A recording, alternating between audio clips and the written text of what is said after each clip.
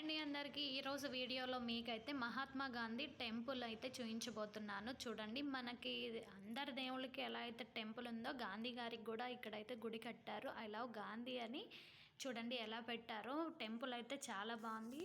ఇక్కడ గాంధీ గారు పుట్టిన స్థలం అన్నమాట ఇది, సబర్మతి అని. అక్కడ నుండి మట్టి కూడా సేకరించి పెట్టారనమాట.